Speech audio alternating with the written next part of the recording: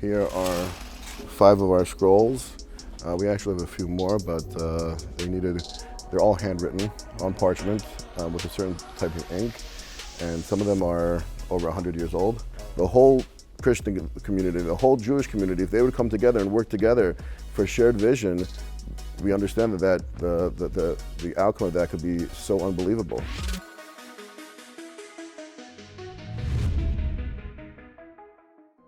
Hello and thank you for joining us on the CUFI Weekly. First things first, be sure to like and subscribe the CUFI YouTube channel so you get notifications every time a new episode is launched. I'm outside Synagogue Shalom in San Antonio, Texas, and I'm going to be speaking to the rabbi here, Rabbi Avraham Scheinberg, about the recent threats the community received and also his role in seeing firsthand the development of the beautiful relationship and friendship between Pastor John Hagee of CUFI and his late father, Rabbi Avraham Scheinberg. This is the main sanctuary, the main synagogue. This is where we pray on Shabbos or when we have a larger crowd. The directions for all synagogues in the United States are to the east, because we always pray towards Israel. So in South Africa, they pray north. Okay. Right, but here it's always to the east. Here are 5 of our scrolls. We actually have a few more, but they're all handwritten on parchment with a certain type of ink, and some of them are over 100 years old. Oh. Again, the parchment was made by hand, the ink is made by hand, the quill is made by hand. So every Sabbath, every Shabbat, we take the Torah out and we read from it publicly. We finish it every year, and that's the celebration of the Torah that we do at the day after Sukkot, the day after Tabernacles. Okay. It's called Simchas Torah. It's called the celebration of the Torah, Shmini Atzeret, and that is the day that we finish the Torah, and then we begin it that same day because we don't want to say that we ever finished it. It's always a cycle.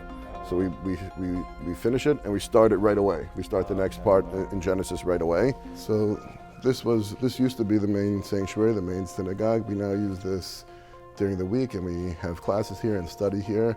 But again, on the Sabbath and bigger crowds, we have the main sanctuary that we use now. But here, this is where we are every day. This is in fact the room that I was bar mitzvahed in. Oh, okay. This used to be the main sanctuary. This is a very special room to me and a very beautiful room.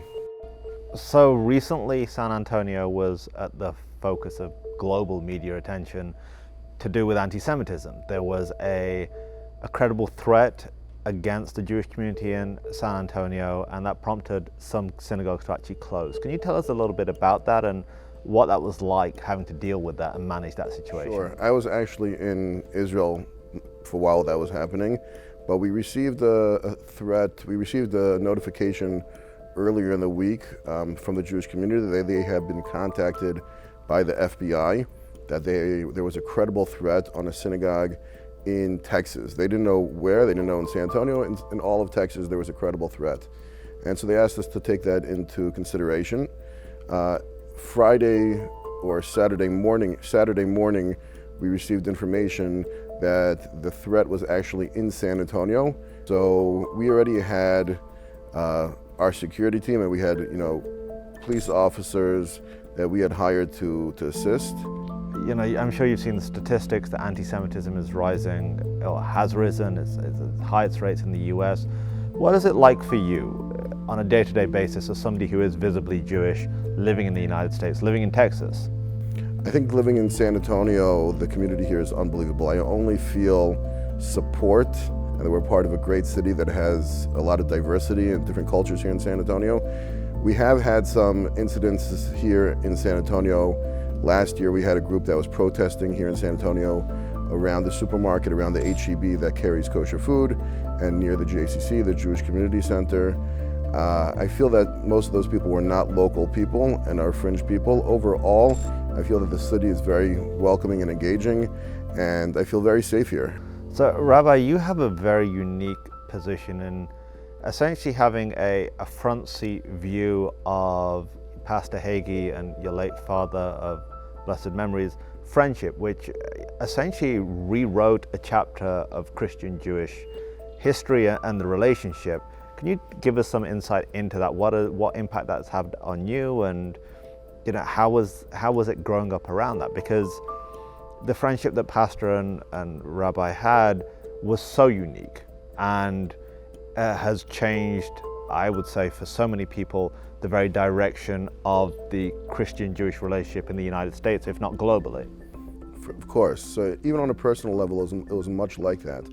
Obviously, seeing my father and pastor working together in the support of Israel and the support of the Jewish people, for me was something that I almost took for granted growing up, and now I understand how unique that is in people coming together and from different religions and saying that this is something that we have in common and that we respect each other and that we can respect each other's differences as well and still work together in an unbelievably close way to further our common vision, our common goals for each other.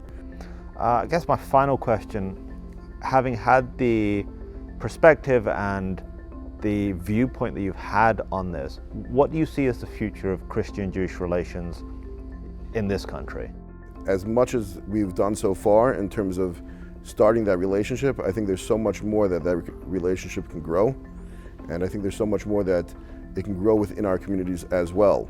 Not only in quality, but in quantity. This is just the tip of the iceberg of what we see here in San Antonio, of two communities coming together, but really nationwide, the whole Christian community, the whole Jewish community, if they would come together and work together for shared vision, we understand that the outcome of that could be so unbelievable.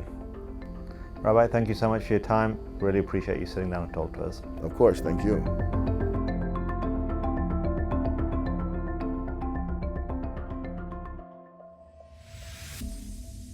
Thanks for checking out this episode. Be sure to like and subscribe so you get a notification every time a new episode hits. And if you want to check out some of our previous episodes, and we've got some really good ones, click on one of the thumbnails and that will take you right there. And finally, if you want to know more about CUFI and the work we do, go to CUFI.org to check out all the resources we have available free to you.